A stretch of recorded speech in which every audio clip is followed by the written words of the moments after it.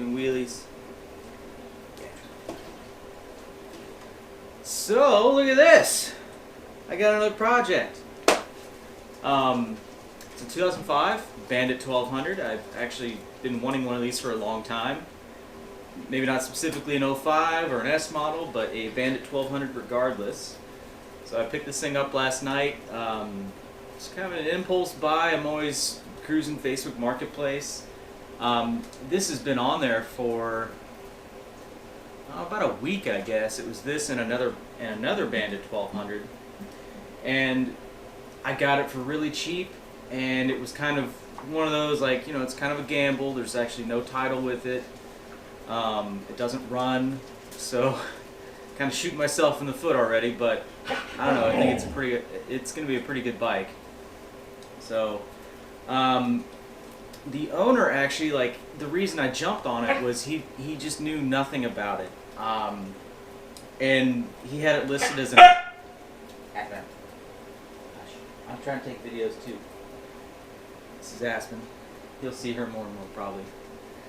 But regardless, yeah, the owner had this thing listed as a 96, when in fact it was an 05, and he had sent me the VIN for it and stuff, and I never brought it up to him because he had it listed for already a fair price. And I went ahead and I went down there to check it out, just kind of, like I said, just taking a gamble on it. And it's actually in really good shape. It has like 2 tiny little dings in the tank. It's all stock except for a Yoshi slip-on, which is awesome.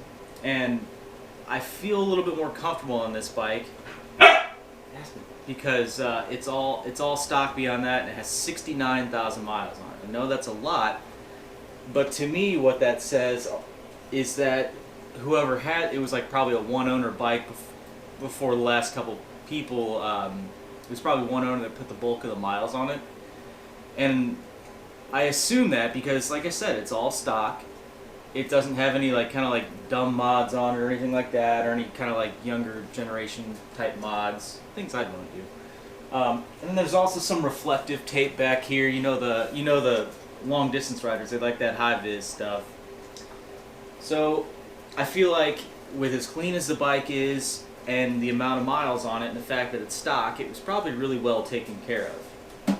And then along the way, maybe it was sold and then some kid lost the title for it and then just, you know, never made it run. So it's just been sitting for a couple of years.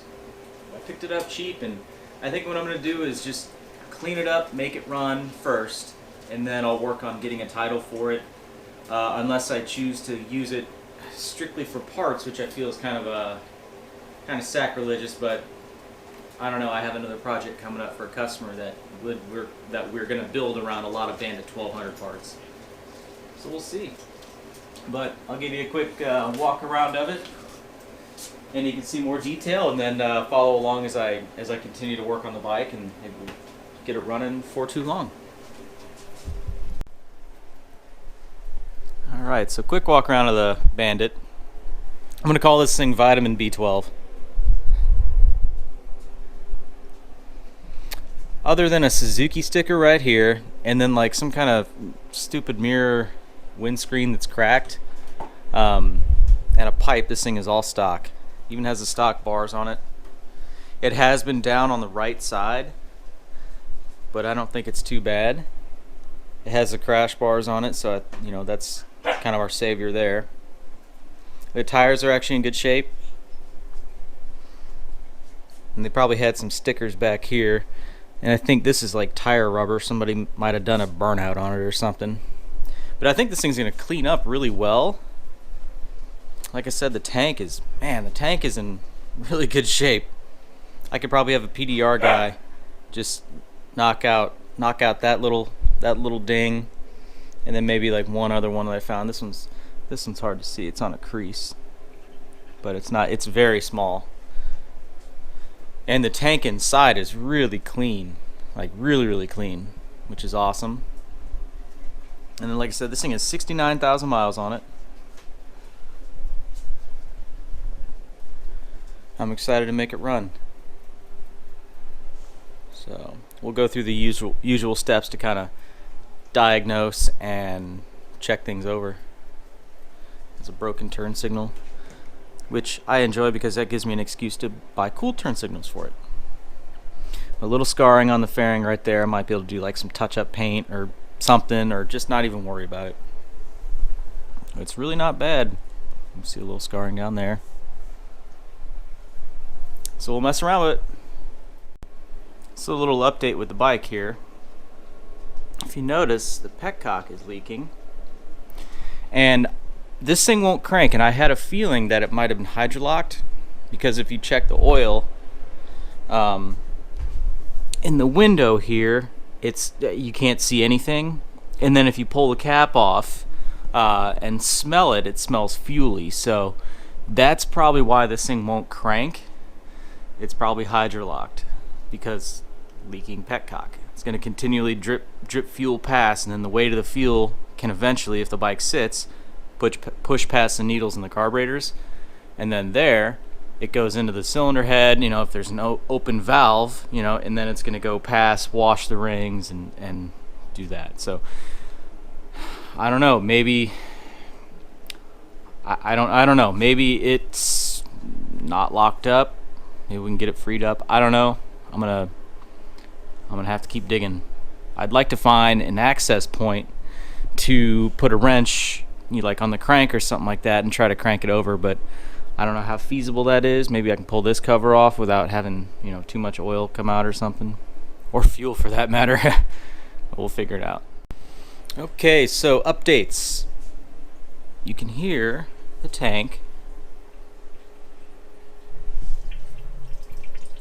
I've got the microphone facing the tank. You can just hear it trickling away. You can hear the thing trickling away, and this thing was definitely hydrolocked. I just went to drain the oil, and it was like a tidal wave of fuel that came out of here. Filled up my drain pan in a hurry. So that was definitely hydrolocked. It definitely came down below the window on the sight glass there. So I went ahead and I pulled the plugs out. I've given it just a general once over. I can't really find anything that's wrong. I haven't really tested anything electrically, but nothing looks really out of place besides the fuel filter, which is on backwards. And another reason it still seems like it was a one-owner, well taken care of bike. You know, it's got a K&N drop-in, which would lead me to believe with the slip-on that somebody may have put upgraded jets in here, which would be awesome, because that would bump it up, you know. That would give it some extra sauce. We'll see. I'm gonna go ahead and click this thing up into probably like fifth, whatever, and just see if I can rotate the engine by hand via spinning the wheel. So we'll see how that goes. So I have no reason to really assume this thing's locked up. I just know that you couldn't get it to crank whenever I went to pick up the bike. So I just want to, without pulling any covers off, I just want to go ahead and try to rotate, make sure the engine can rotate by hand. So I just put this thing in top gear and clutches out. So hopefully with the plugs out, yep. Yeah. So she spins.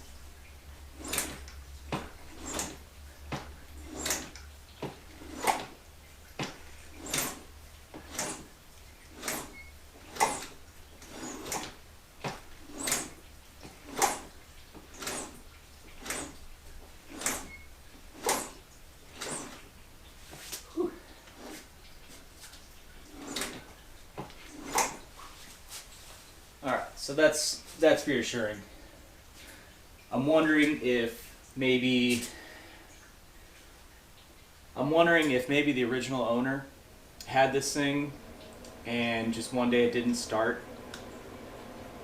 Whether it be from maybe that was like the night that the petcock decided to let go and it maybe hydrolocked itself. I don't know. But I don't think this thing's really been abused.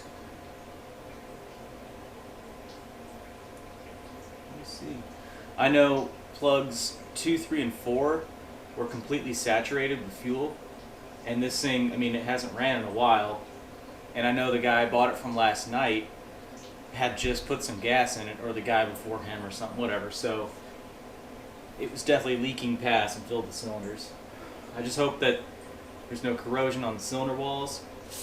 I can't really see down in here, unfortunately, so I might just fog it with some oil and spin that again and maybe recoat the walls and go from there.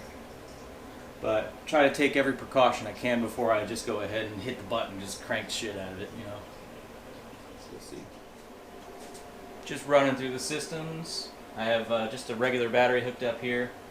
Neutral lights on. It didn't seem like it wanted to crank, so I just pushed the starter button a little harder. I guess it was just a little wore out.